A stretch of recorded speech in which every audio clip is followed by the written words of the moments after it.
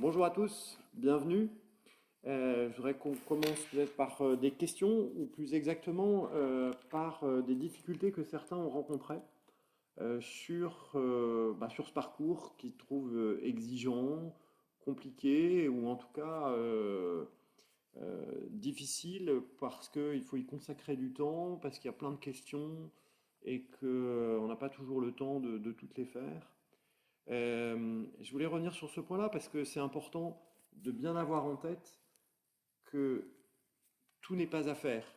Sentez-vous libre de vous saisir de la question qui vous touche, du texte qui vous paraît le plus important, du passage de l'évangile de Marc qui est la pointe pour vous à titre personnel. Euh, Bon, vous verrez dans cet enseignement numéro 10, il y a moins de questions, donc ce sera plus simple. Mais fondamentalement, l'objectif n'est pas de remplir toutes les cases. S'il y a plein de questions, s'il y a plusieurs textes, c'est que l'envie que nous avons, c'est que chacun puisse y trouver une ou deux, peut-être même trois réponses aux questions qui lui paraissent importantes et non pas, d'un point de vue strictement scolaire, de devoir tout faire. Donc sentez-vous libre et surtout, si vous n'avez pas le temps de tout faire, ça n'a pas grande importance. C'est beaucoup plus important d'aller jusqu'au bout. Nous sommes au chapitre 13 sur les 16, donc il ne nous reste plus que 3 chapitres après. Gardez le moral, ne vous laissez pas perturber si vous n'avez pas tout fait, c'est pas grave. Mais venez avec nous jusqu'au bout. Il faut aller jusqu'à la croix et jusqu'à la résurrection, c'est ça le plus important. Plutôt que d'avoir fait parfaitement 6, 7 réunions et puis arrêter en cours de route. Hein. On a vu que les disciples avaient besoin parfois de repos, avaient besoin aussi que Jésus leur redise les choses parce que ils sont fragiles, ils comprennent pas, ils vont d'incompréhension en incompréhension et Jésus, notamment quand il annonce sa passion, est obligé de le redire 3 fois. Donc pour nous aussi c'est valable. Donc soyez sans pression inutile, mais venez avec nous jusqu'au bout parce que c'est ça qui compte. Nous sommes donc dans le chapitre 13 de Saint Marc qui n'est pas forcément le plus simple. Il est dit au verset 14 que le lecteur comprenne. Donc c'est un langage un peu crypté et donc on va essayer de voir ensemble comment bien le comprendre et ne pas se laisser, d'ailleurs Jésus nous met en garde, de se laisser aller à croire des signes ou à suivre des choses qui ne seraient pas les bonnes. Hein. On parle de faux prophètes et de faux messies, mais de bien veiller à regarder ce que ce discours un peu étonnant parfois veut nous dire précisément. Quelle est la pointe? Et la pointe, on peut le dire tout de suite, c'est veiller. Hein, c'est la conclusion, c'est le dernier mot du chapitre 13, et c'est celui-là qui est le plus important. Où est-ce que nous en sommes? On avait quitté Jésus avec la veuve qui donnait tout ce qu'elle avait, qui était sa vie, son bios, hein, en grec, comme on l'avait vu.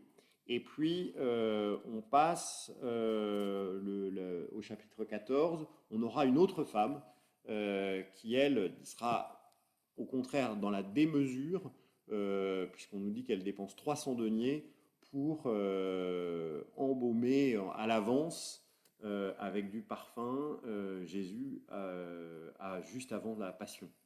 Donc on est vraiment dans le dernier discours de Jésus aux disciples avant la passion. Et on est vraiment dans un moment clé, puisque c'est le dernier discours avant la Passion, ou presque. À tel point qu'on a souvent pensé et appelé ce chapitre 13 en fait la passion de la communauté, hein, puisque Jésus va annoncer un certain nombre de difficultés que vont rencontrer les communautés, et notamment les persécutions qui vont être décrites dans ce chapitre 13. Hein. Jésus dit bien qu'il y aura des moments difficiles, et il ne s'en cache pas. Contrairement à d'autres, à des gourous qui pourraient nous dire soyez tranquille, si vous êtes avec moi, tout va bien se passer, alors que si vous ne me suivez pas, vous aurez un certain nombre de difficultés. Jésus, lui, va au contraire insister sur les difficultés que vont rencontrer les disciples. C'est les témoins missionnaires qui seront persécutés à cause de lui, à cause de son nom. Pour autant, il ne s'agit pas à la fois, non pas de diminuer les difficultés qui vont être rencontrées, mais en même temps, et c'est le discours c'est le but de tout discours apocalyptique, c'est de montrer qu'il y a autre chose, que la difficulté qui peut être vécue n'est pas là uniquement pour être vécue comme une difficulté, mais qu'elle ouvre sur une espérance à venir. Et que donc, il faut pouvoir repérer dans les catastrophes qui vont arriver des prémices de l'ouverture du règne. Hein, on verra, il y a les feuilles du figuier qui arrivent, et c'est ça qui est important. Mais aussi que ces difficultés sont les douleurs de l'enfantement. C'est-à-dire que dans l'enfantement, il y a une naissance, il y a quelque chose qui vient après. Et qu'il ne s'agit pas juste de se concentrer sur les difficultés, sur la dureté des épreuves qui doivent venir, mais au contraire de s'intéresser à ce à quoi elles vont nous amener. Et donc, aussi, Jésus prépare ses disciples à son départ, à son absence. Jésus sait qu'il va aller à la Passion, et donc il commence à préparer ses disciples à ce départ, et à son retour qu'il annonce.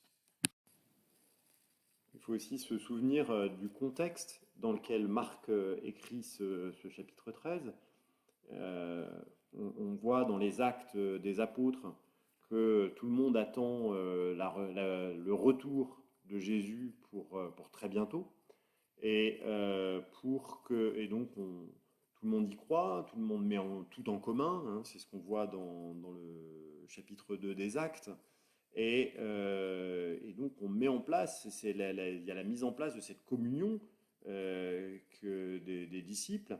Et puis le problème en fait, c'est que ça vient pas. C'est-à-dire que pour nous c'est pas un scoop, puisque nous sommes en 2021, mais pour eux ça l'était. Ils pensaient que Jésus allait revenir très rapidement après sa résurrection et son ascension, et en fait il ne vient pas. Et donc il y a, et en plus, non seulement il ne vient pas, mais en plus il y a un certain nombre de difficultés, puisque les persécutions arrivent très vite. Hein, elles sont déjà, à partir de 48-50, déjà ça devient très difficile.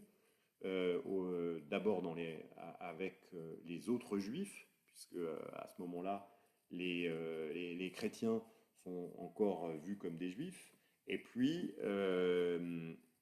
ensuite avec les autorités romaines. Hein, la première persécution, elle vient d'un gars qui est né à Lyon, l'empereur Claude, qui devient empereur en 48, donc, et qui fait évacuer, entre guillemets, de Rome tous les juifs, et notamment les chrétiens. Et or on sait, on l'avait dit, si vous vous en souvenez au tout début, que Marc, a priori, écrit pour des latins, et donc notamment, a priori, ça aussi on le pense, mais on n'en est pas sûr, pour des gens qui vivent à Rome. Donc c'est particulièrement notable pour eux. Et donc ils vivent un temps difficile. Je vous propose qu'on commence, pour lire ce texte, par en le regardant en fait de façon un peu linéaire, de voir comment est-ce il se déroule. La première partie, en fait, est une partie assez classique, apocalyptique. Il y a même un renvoi direct avec l'abomination de la désolation au chapitre 12 de Daniel. Donc c'est vraiment l'apocalyptique juive habituelle, avec des signes qui sont les guerres, les tremblements de terre, les famines, un certain nombre de difficultés qui arrivent de façon malheureusement régulière. Et puis ces trois éléments qui ne dépendent pas réellement de nous.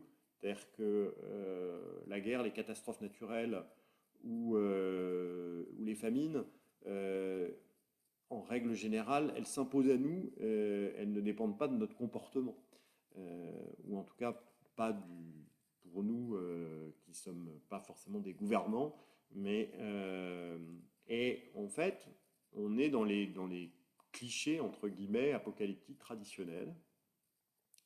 Et finalement, de ces clichés traditionnels, Jésus va venir les subvertir, entre guillemets, et pour expliquer finalement que ces signes n'en sont pas. C'est-à-dire que Jésus répond à la demande des disciples de connaître, de savoir, d'un savoir qui est de pouvoir être capable de repérer en fait les signes qui vont permettre de se dire ça y est, c'est la fin du monde, Jésus va revenir, à une toute autre démarche, une toute autre perspective. Et cette perspective de fin du monde, en fait, que veut nous dire Marc, c'est que la fin des temps, pour nous chrétiens, c'est le Christ qui est crucifié. C'est le vendredi saint. Et en fait, cet événement majeur c'est la fin du monde, tel que et c'est pour ça que cette fin est prochaine dans l'esprit de Jésus, parce que la fin du le temps qui est avant cet accomplissement est dans l'attente de cet accomplissement, et le temps après cet accomplissement, c'est pour accueillir cet accomplissement. Hein, c'est ce que nous dit Jean-Paul II. Tout ce qui arrivera jusqu'à la fin du monde ne sera qu'une expansion et une explicitation de ce qui est arrivé le jour où le corps martyrisé du crucifié est ressuscité par la puissance de l'Esprit et est devenu à son tour la source de l'Esprit pour l'humanité. Voilà, vous aurez le texte. Hein. Donc, la fin des temps, pour nous, elle est déjà arrivée. Et donc, c'est pas, il n'est pas, pour le chrétien, besoin de scruter les signes des temps, quels qu'ils soient, aussi dramatiques soient-ils. Et notre époque n'est pas avare de signes dramatiques et de difficultés. On l'a vu avec cette pandémie, mais avec tout un tas d'autres choses, des guerres mondiales, avec la Shoah, avec tout un tas d'abominations qui sont déjà arrivées. Mais l'abomination de la désolation, si on reprend, elle était déjà arrivée en 167 avant Jésus-Christ, quand Antiochus IV, qui est un roi grec sassanide, vient mettre une statue de Jupiter dans le temple. C'est à cette occasion-là qu'on en parle dans le chapitre 9 de Daniel, l'abomination de la désolation. Donc c'est pas le chapitre 12, c'est le chapitre 9, pardon. Et puis ça revient ensuite, puisque en 39 de notre ère, Caligula, l'empereur romain, voulait faire une statue de Jupiter à son effigie, en toute simplicité, et qu'on la mette dans le temple de Jérusalem. Et là, il y a eu un certain nombre de choses, de gens qui se sont élevés contre ce projet. Et puis ce projet finalement n'arrivera pas à son terme parce que Caligula meurt. Et il va être remplacé par Claude, dont on parlait initialement. Et puis, on sait aussi que le temple va être détruit par Titus au moment de la prise de Jérusalem en 70. Donc, il y aura, donc c'est là, c'est à ce moment-là que Titus, qui est le premier non-juif, et le seul d'ailleurs, à rentrer dans le Saint des Saints. Et c'est là qu'il découvrira que le Saint des Saints est vide. Mais tout ça, en fait, pour nous, n'est pas l'abomination de la désolation, mais l'abomination de la désolation, c'est la mort de Jésus sur la croix, c'est la passion. Et d'ailleurs, on le verra, qu'est-ce qui se passe au moment de la mort de Jésus? Il y a une action dans le temple, le rideau du temple se déchire. D'ailleurs, on retrouve dans Matthieu cette idée, hein, puisque quand le Christ meurt, dans l'évangile de Matthieu, il y a des tremblements de terre, une éclipse de soleil et des ténèbres en plein midi. Hein, ce qu'on retrouve là d'ailleurs dans le chapitre 13, de Marc, où on nous dit qu'à un moment donné, il faut que je retrouve le passage, mais que la lune, que le soleil s'obscurcira, la lune ne donnera plus sa lumière, les étoiles se mettront à tomber du ciel. Ce qui est directement donc au verset 24 et 25, qui sont directement une reprise, en fait, de ce qui se passe au 4e jour dans la Genèse, hein, à l'inverse évidemment. C'est que le temps, en fait, va être aboli. Et donc, il n'y aura plus de temps, puisque arrive, en fait, à ce moment-là, le Fils de Dieu. Cette abomination de la désolation, elle va être, ce qui a été vécu par Jésus va être ensuite vécu par ses disciples. Euh, et, euh, et donc, non seulement le disciple donc, va vivre ce que vit l'humanité, mais en plus, il va vivre la persécution. Donc, après les trois grandes tribulations que sont les guerres, les famines, les tremblements de terre, il y a aussi, en plus, pour le disciple, la persécution, hein, qui arrive au verset 9. Donc, la foi, on le voit bien, n'est pas faite pour nous protéger des difficultés de la vie, contrairement à ce que certains nous ont même reproché. Hein. Je repense notamment à Nietzsche qui disait que finalement on s'en servait comme d'une béquille, que Dieu était une béquille. Ben, en fait, on voit bien dans ce chapitre 13 qu'il n'en est rien. Au contraire, ça va vous faire traverser la vie avec des difficultés, une difficulté complémentaire qui est celle de la persécution, mais évidemment, tout en étant porteur d'une espérance. Si on va vous arracher tous vos cheveux, mais tous vos cheveux sont comptés. Voilà. Donc, il y aura là un vrai témoignage, puisque vous comparaîtrez devant des rois, des gouverneurs, vous serez dénoncé par vos proches. Voilà ce que nous annonce Jésus. Mais le sang des martyrs ne reste pas sans fruit. Hein, pour revenir sur ce qu'on avait dit sur porter du fruit la dernière fois, parce que c'est ce que dit Tertullien, le sang des martyrs, c'est le sperme de chrétiens, c'est vraiment la possibilité pour le chrétien d'engendrer de nouveaux chrétiens. L'histoire de l'Église, elle témoigne, hein, les martyrs, c'est une réalité de l'Église, et c'est toujours le cas aujourd'hui, hein, encore un peu plus peut-être aujourd'hui que ça ne l'a été pendant une période, et on voit bien que cette réalité de dénonciation, par exemple, des intimes, de la famille, c'est une réalité qu'ont vécu certaines. Hein. Si on repense notamment aux jeunes filles martyrs, et vierges qui ont refusé l'époux qui leur a été attribué par leur famille et qui sont devenus martyrs au nom de leur foi au Christ. Hein. Je repense à Cécile ou à Agnès ou à Sainte-Barbe. Bah, c'est exactement ce qu'elles ont vécu.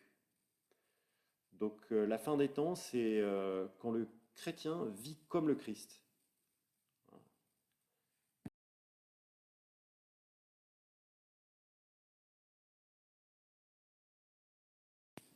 On passe ensuite à la venue en gloire du Fils de l'homme et au rassemblement des élus. Alors, ce qui est intéressant, c'est qu'il y a plusieurs choses. La première, c'est que la venue du Fils de l'homme en gloire est présentée comme un élément nouveau, qui n'est jamais arrivé, hein, et donc qui échappe aux éléments répétitifs de l'histoire, parce il y a déjà eu des guerres et il y en aura de nouveau. Il y a déjà eu des tremblements de terre et il y en aura de nouveau. Il y a eu des famines et malheureusement il y en aura encore. Alors que le seul événement sur lequel personne ne pourra se tromper, qui ne sera jamais annoncé comme enfin, qui n'est pas un signe, mais qui est une réalité claire, c'est la venue du Fils de l'homme en gloire. Hein, rien de tel ne s'est jamais passé et donc ça, on ne pourra pas se tromper. Tout le reste, ce sont des signes qui pourront être utilisés par un certain nombre de gens pour éventuellement en tromper d'autres sur l'arrivée de la fin. Mais ça, c'est quelque chose qui ne trompe pas. Et, euh, et donc, qu'est-ce qu'on voit en fait? On en a parlé. Le ciel s'obscurcit, la lune ne donne plus sa lumière, les étoiles se mettent à tomber. C'est une déconstruction de la création, hein, qui brise en fait le cycle du temps, hein. Le quatrième jour dans la création, dans la Genèse, c'est une séparation. La Genèse, les premières étapes de la Genèse, c'est des séparations. On sépare le jour et la nuit, on sépare l'eau de la terre ferme, on sépare le ciel de la terre, hein. Alors, je ne dis pas exactement dans l'ordre, mais c'est à chaque fois une séparation. Et là, en fait, donc il y avait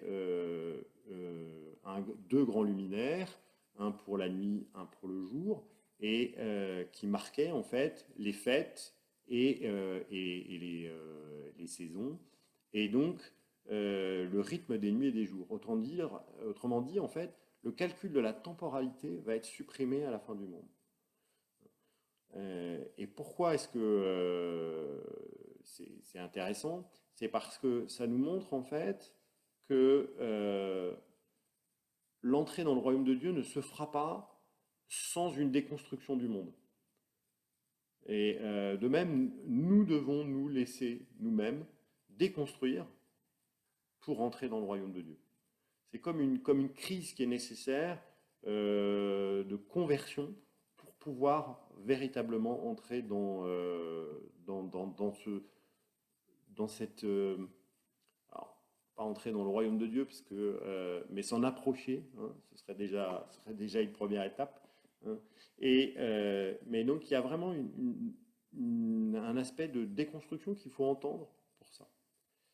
Et puis le deuxième point, c'est que effectivement, à la fin de ce qu'on peut voir dans l'arrivée du Fils de l'homme, c'est que ces fêtes qui nous étaient données par le cycle du temps, ben, il n'y en a plus besoin parce que effectivement, il n'y a plus besoin de rythme de vie liturgique, puisque nous serons, et c'est ce qu'on voit dans l'Apocalypse, hein, au chapitre 21, on nous dit que nous serons dans l'adoration véritable et perpétuelle. Donc le rythme du temps n'est plus nécessaire. Hein, on ne sera plus dans le symbole, mais dans la réalité. Hein, et c'est ce que on lisait dans l'évangile, pardon, pas dans l'évangile, mais dans la première lettre de Saint Jean dimanche dernier. Nous le verrons comme il est, et nous serons évidemment comme lui. On sera dans l'éternel Shabbat. Et le deuxième point qui est intéressant aussi, c'est de voir que dans Marc, quand le Fils de l'homme revient, on pourrait le voir en fait, et on le voit de deux façons différentes. La première, c'est que il est souvent associé à la souffrance, hein. C'est le Fils de l'homme doit souffrir beaucoup. C'est ce qu'on voit au chapitre 8, au chapitre 9, au chapitre 10, sur l'annonce de la Passion. Et c'est lui qui revient en gloire. Ça veut dire qu'en fait, le Fils de l'homme a cette capacité en fait d'associer, d'allier la puissance et la souffrance. c'est par la souffrance et la mort que le Fils de l'homme accomplit l'espérance apocalyptique. Ça, c'est un paradoxe qui est typique de Marc. Et puis le deuxième paradoxe qu'on a, c'est que en règle générale, dans les apocalypses, il y a une arrivée en gloire, tadam, il arrive, et puis qu'est-ce qui se passe? Ben, il y a évidemment un châtiment pour ceux qui se sont mal comportés, et donc il y a d'un côté les brebis, d'autre côté les boucs, et pour les boucs, c'est un mauvais moment, un très mauvais moment à passer. Dans Marc, ici, en fait, il n'y a pas ça. Il y a uniquement, en fait, le rassemblement des élus. Et donc, il y a une action qui est uniquement positive, en fait. Et ces élus, manifestement, ils sont nombreux, puisqu'il faut aller les chercher avec des quatre vents. Alors, je vous retrouve le passage. Alors il enverra les anges pour rassembler ses élus des quatre vents. Donc ça c'est une notion qui est développée dans Zacharie, chez le prophète Zacharie pour démontrer en fait que c'est d'un bout à l'autre de la terre et de l'extrémité de la terre à l'extrémité du ciel. Donc ils sont partout, c'est une première chose, ils sont partout. Et en plus ils sont nombreux, hein, puisqu'il faut aller les chercher à tous les endroits. Et il n'y a qu'eux qui sont réunis, en fait. C'est tous les bénéficiaires du salut. Donc, c'est plutôt très différent de ce que, humainement, on pourrait imaginer pour être la fin du monde. On en arrive maintenant au point central du moment, hein, qui est en fait la question initiale des disciples. Ils disent, bah, voilà, comment est-ce qu'on va pouvoir savoir que c'est la fin du monde? Dis-nous, donne-nous les signes qui vont nous permettre de... Et on sait que Jésus ne va pas donner la réponse. D'abord parce qu'il ne connaît pas il ne la connaît pas, on le verra ensuite, mais surtout, il nous invite à le vivre de façon totalement différente.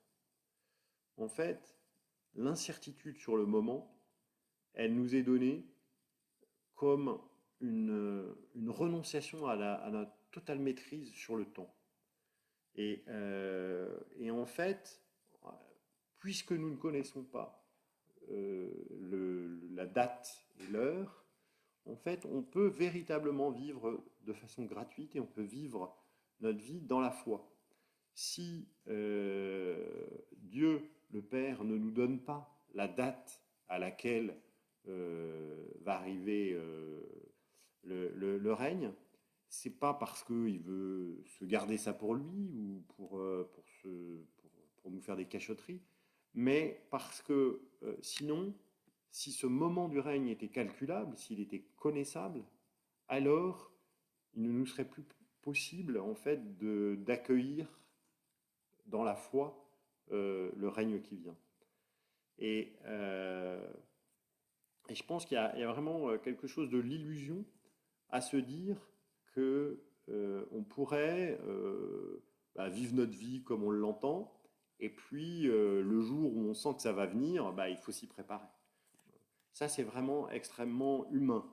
Effectivement, et c'est ce que nous dit, alors non pas Marc, mais Matthieu dans la parabole des vierges sages et des vierges folles. Il n'y a pas de bachotage possible en fait. Il faut bien l'entendre comme ça.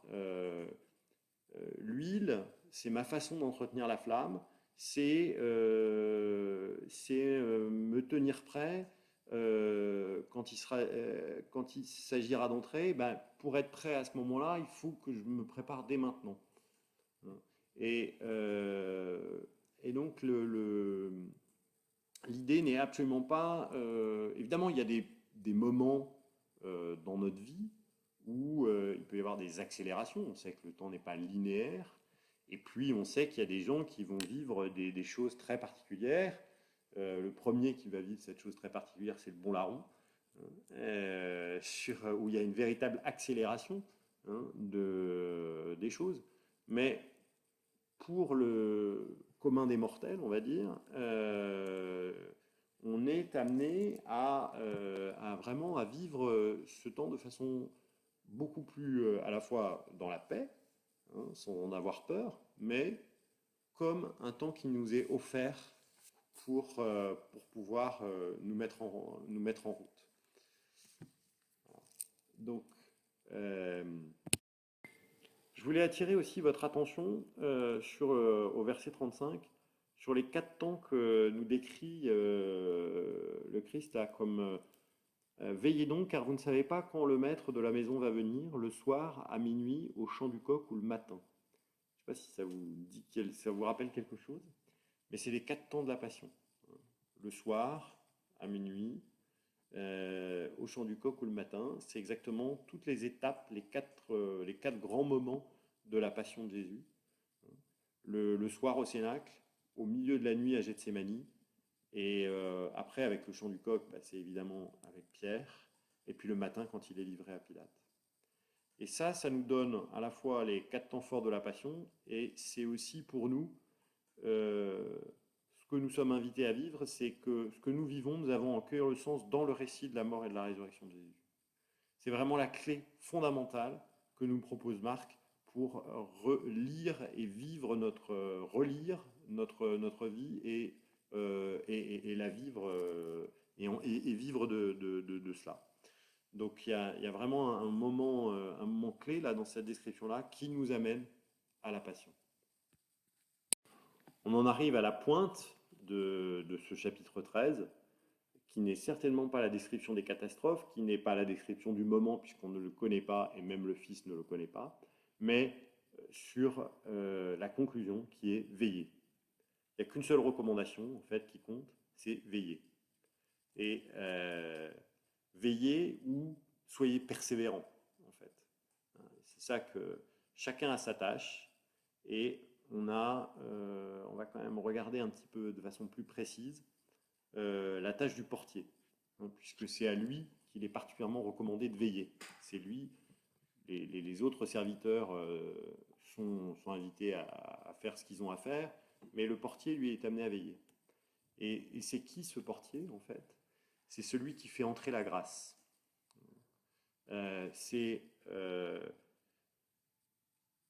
si un portier qui est endormi, en fait, qu'est-ce que c'est? C'est quelqu'un qui a fermé sa porte et qui ne laisse plus entrer Jésus dans sa demeure. Donc la grâce, elle est donnée, mais il faut la faire entrer. Et donc, il est important pour nous, qui sommes aussi portiers de notre propre vie, de notre propre cœur, de ne pas nous endormir. Et c'est vraiment là-dessus qu'on est amené à réfléchir et à veiller pour ne pas être trouvé endormi. Alors évidemment, il ne s'agit pas de ne pas dormir de temps en temps. On a insisté sur le repos nécessaire. Hein, on avait vu que Jésus prenait soin de ses apôtres et qu'il leur proposait de dormir. Il ne s'agit pas de veiller jour et nuit, évidemment, mais d'avoir cette disposition du cœur qui serait une acédie, finalement. Donc, et cette acédie, elle se traduit comment en fait on en a quelques signes. Hein. Euh, le pape François nous invite régulièrement en fait à réfléchir sur l'acédie et notamment je vous invite à aller voir Evangelii Gaudium pour ceux qui ont le temps, hein, 81-86 où il nous parle justement de cette acédie. Mais c'est de se dire, bah voilà, là pour le moment, j'ai pas le temps, j'ai envie de vivre pour moi, au lieu de m'occuper de mes enfants, au lieu de m'occuper de ce que j'ai à faire. À la retraite, pour ceux qui sont à la retraite, j'ai bien travaillé durant ma vie, maintenant j'ai le droit de me reposer. C'est tous ces signes d'endormissement qui doivent nous réveiller pour que nous puissions, au contraire, veiller. Et donc, le plus grand malheur qui peut nous arriver, c'est qu'on s'endorme. Et c'est évidemment, il y a tout un tas de catastrophes, mais à titre personnel, c'est qu'on s'endorme et qu'on ne laisse plus Jésus rentrer dans nos vies. Et donc cette veille, comment est-ce qu'on va pouvoir effectivement la mettre en œuvre de façon active pour être, pour être en permanence dans l'écoute et dans la réception de Jésus. Et c'est tout le sens de la vertu. Donc c'est de ça dont je voulais vous parler maintenant. C'est que le sens de la vertu, c'est finalement de rentrer en fait dans une disposition de cœur, d'esprit qui me permette par, par un effort régulier que les choses ne deviennent plus euh, quelque chose de difficile à accomplir, mais au contraire quelque chose que je fais de façon simple. Si on regarde la définition de la vertu, c'est une disposition stable, acquise par répétition, à poser des actes bons, facilement, fermement et avec joie. Top. Ça, c'est une des grandes. C'est Thomas d'Aquin, hein, qui est le grand penseur de l'habitus chrétien, qui, est, qui sont les vertus chrétiennes. Et donc, cette vertu, en fait, à quoi elle s'oppose? Ben, elle s'oppose notamment à l'obéissance par la loi. Dit autrement, on a parfois tendance à penser que la vie serait un code de la route à respecter et que il faudrait pouvoir à chaque fois se demander est-ce que je suis en règle ou non. Et une morale comme ça, elle se construit autour des commandements. Et le péché est vu comme une infraction à la règle. Alors que dans la vertu, c'est tout autre chose qui est en jeu. En fait, on ne canonise pas quelqu'un parce qu'il a fait un chemin sans faute, mais parce que son être a été changé par ses actes vertueux. Au lieu de regarder le verre à moitié vide, on va surtout regarder le verre à moitié plein. Et c'est ça qui compte, c'est ça le plus important. Et donc, c'est vraiment l'idée aussi de ne pas être esclave de la loi. Hein. Vous savez que Paul insiste beaucoup là-dessus. Et c'est aussi le drame du fils aîné dans la parabole dite du fils prodigue, mais qui est plutôt de la parabole du père et des deux fils. En fait, le fils aîné, il fait tout non pas parce qu'il aime, mais parce qu'il est esclave de la loi. Et la vertu, c'est passer de l'esclavage, du respect de la loi, à l'habitude de l'amour. Et c'est ça qui est important. Et donc, on voit bien que pour qu'une vertu en devienne une, il faut d'abord qu'elle soit stable. Hein. Donc, c'est une disposition stable. Et qu'est-ce que c'est une disposition stable? Ben, c'est quelque chose qu'on fait régulièrement dans la fidélité. Ça, c'est le premier axe. Et c'est passer de faire des actes de charité, par exemple, à être charitable. Et ça, on voit bien que ce n'est pas quelque chose qui va se faire d'un coup. Pour revenir sur ce qu'on disait tout à l'heure sur le bachotage, ça ne marche pas comme ça. On ne peut pas bachoter la charité. On ne peut pas se dire je vais devenir un être charitable en 2 temps, 3 mouvements. C'est parce que on a développé une disposition stable. Et comment est-ce qu'on développe cette disposition stable? Par répétition. Donc si je fais une décision, si je prends une décision par exemple pendant le carême, on a pris les uns et les autres, ou pas une ou plusieurs décisions en disant tiens je vais faire cet effort-là pendant le carême, machin. Bah, évidemment, si on l'arrête dès la fin du carême, hop, ça disparaît et on revient à la case départ. Donc il y a quelque chose qui vient de la stabilité et de la répétition. Et alors, la répétition, ça peut être vu un peu comme un truc de vieux garçon ou de type pas très original, et comme un décroissement finalement de notre liberté, une limite à notre liberté. En fait, c'est l'inverse, c'est-à-dire que c'est un déploiement, un accroissement de notre liberté. Parce que c'est pas juste une vieille habitude, c'est pas parce qu'on est perclus de ah oui, mais on a toujours fait comme ça, mais au contraire, c'est quelque chose que je vais faire sans effort et qui va me donner de la joie. Et donc, ça passe de l'acte en tant que tel à l'être. Ça devient un qualificatif de mon être. Et on le voit en disant, voilà, qu'est-ce qui me permet de définir que c'est effectivement devenu une vertu? C'est que je le fais facilement, fermement et avec joie. Et donc, pour donner des exemples, en dehors de ces vertus-là, on le voit par exemple pour un sportif ou un musicien. Un musicien, ben, au piano, vous faites des gammes. Et puis, petit à petit, ben, vous allez rentrer grâce à ces gammes dans la possibilité, dans une nouvelle disposition qui va vous permettre de jouer de nouvelles œuvres, de mieux en mieux jouer du piano. Le sportif, ben, il va acquérir une fluidité, une rapidité, une souplesse qui va faire que ben, quand on regarde un sportif de haut niveau, ben, on a l'impression que tout est simple parce que justement il s'est énormément entraîné et donc il le fait facilement, fermement. Fermement, ça veut dire sans hésitation, c'est-à-dire qu'il n'est pas en train de se dire ah bah tiens comment je vais faire mon saut de haie, non, il sait le faire, il le fait fermement et avec joie. Donc il y a vraiment une notion, il y a après une notion de spontanéité. Et donc, sur la vertu, c'est que tout l'intérêt, c'est que le bien se déploie de façon spontanée. Et ce qu'on voit quand on prend l'exemple des saints, c'est évidemment que, en fait, ce qui est intéressant dans la vie des saints, c'est pas de nous donner un exemple qui soit inatteignable, mais c'est de montrer comment, en fait, il a transformé son humanité. Voilà. Et comment est-ce qu'il a,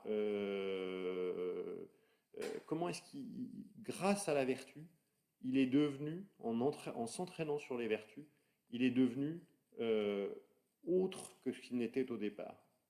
Alors, il y a une autre possibilité qui est, qui est faisable hein, pour devenir saint, vous savez, c'est de devenir martyr. Donc, si vous ne vous sentez pas de partir sur la voie des vertus, vous pouvez prier pour demander la grâce du martyr parce que ça vous canonise plus vite, mais en même temps c'est un petit peu plus douloureux, donc ça demande d'être vraiment recalculé. Voilà. Non, plus sérieusement, la vertu c'est vraiment euh, voilà, une répétition notamment d'actes intérieurs hein, par rapport aux actes extérieurs. On peut avoir des habitudes, il y en a qui marchent vite, d'autres qui marchent lentement, il y en a qui sont toujours à l'heure ou voire un peu en avance, d'autres qui sont toujours en retard, des choses comme ça. Mais la vertu, c'est encore autre chose. C'est vraiment un acte intérieur que je choisis. Les actes extérieurs, c'est des actes que je subis. La vertu, c'est quelque chose que je choisis. Typiquement, j'ai deux façons de voir les choses. Quand j'ai vécu dans un internat, il fallait se lever tous les matins à la même heure, à 6h30. Il y avait deux façons de le voir. Soit je me disais, ben, moi j'aurais préféré me réveiller plus tard et je me disais que c'était trop tôt. Ou bien je pouvais me dire, ben voilà, c'est bon de se lever tôt, le monde appartient à ceux qui se lèvent tôt, c'est le moment, courage, debout. Et en fait, c'est ce choix, c'est vraiment un choix. Comment est-ce que je vis comment je vis la même chose, en fait, finalement? Est-ce que je considère que je dois le subir ou au contraire, je le choisis? Et voilà, quel est mon engagement? Est-ce que dans la vertu, il y a vraiment un engagement pour le bien? Comment est-ce que je m'engage à toujours faire le bien? Alors, on le voit hein, vraiment quand on regarde un certain nombre de saints, et Sainte Thérèse de Lisieux en est un exemple, hein, où elle nous explique que finalement, euh, parce que dès le début, elle a fait ce choix de la vertu, et ben, elle nous dit, quand je suis heureuse maintenant de m'être privée dès le début de ma vie religieuse, je jouis déjà de la récompense promise à ceux qui combattent courageusement. Je ne sens plus qu'il soit nécessaire de me refuser toutes les consolations du cœur, car mon âme est affermie par celui que je voulais aimer uniquement. Alors, évidemment, vous nous avez vu venir, hein, enfin, vous m'avez vu venir. Ce qui va être intéressant, en fait, c'est aujourd'hui, comment est-ce que je vais pouvoir appliquer ces vertus, quelles décisions je vais pouvoir régulières je vais prendre pour prendre le temps d'en choisir une, deux, sur lequel je vais m'entraîner.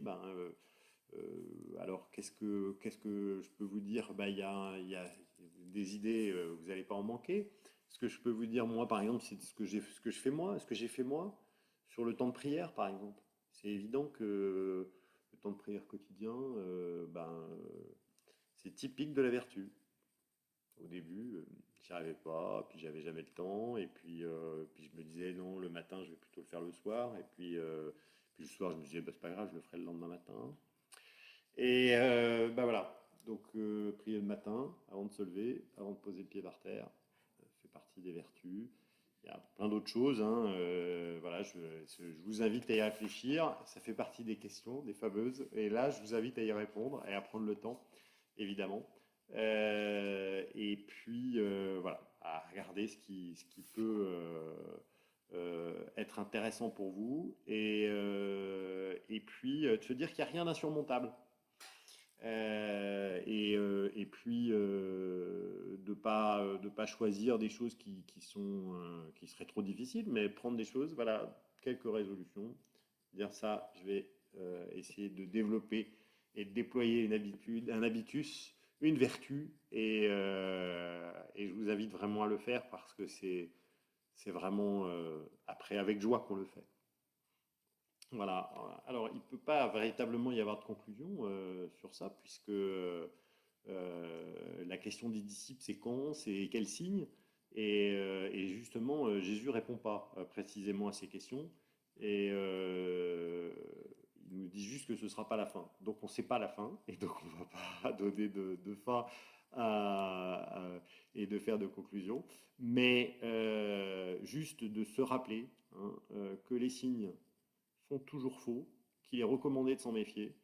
Et même ceux qui ont du succès ne sont pas forcément les bons, voire plutôt des mauvais, et que les signes n'ont pas le pouvoir de révéler, mais uniquement de tromper et d'égarer. Donc il convient d'être sur ses gardes. Allez, je vous dis à bientôt. On a prévu normalement la prochaine étape le 16 mai. C'est en plein week-end de l'Ascension, donc on vous dira comment ça se passe. On verra aussi en fonction des dispositions du gouvernement sur les conditions sanitaires, pour voir si on peut repasser en présentiel ou pas. Plus d'infos dans la feuille paroissiale, par des annonces en fin de messe ou directement par mail. Portez-vous bien et à très bientôt. Au revoir.